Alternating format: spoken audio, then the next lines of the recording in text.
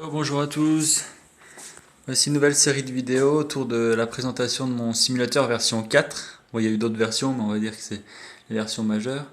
Donc l'idée de la série de vidéos, c'est donc de faire le tour du simulateur, de détailler chaque composant les uns après les autres. D'accord. Et aussi de prendre les mesures, tout simplement. L'idée de base, c'était justement de venir mesurer un peu la distance de chaque élément et un peu les customisations aussi sur le simulateur. Dans un premier temps pour moi-même, pour pouvoir le démonter, le remonter, le modifier, sans à chaque fois tout réinventer.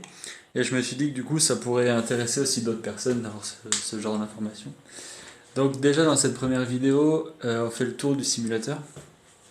Donc la base, c'est un cockpit, un profil aluminium, donc JCL V2 version Gecko, customisé du coup, sur laquelle justement il y a donc un G-Sit, un Gecko, qui donne donc les mouvements pour ceux qui ne connaissent pas.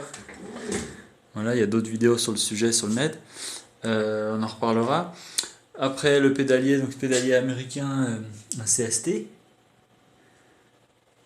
Ensuite on a un volant Fanatec, une base V2, avec son volant F1 et rangé par ici le volant BMW GT2 avec les autocollants qui vont bien. Au niveau donc du shifter, c'est un TH8. Au niveau du frein à main, c'est un HE. Un Oculus Rift. On va voir un butt kicker V2. Et au niveau du son, donc c'est des CMS, c'est des focales. Donc c'est des écoutes de monitoring, c'est pour faire de la musique en fait à la base. Du coup ça se prête très bien au sim racing, parce que c'est assez puissant et très précis. Notamment dans les graves quand on passe les vibreurs, c'est très bien retranscrit.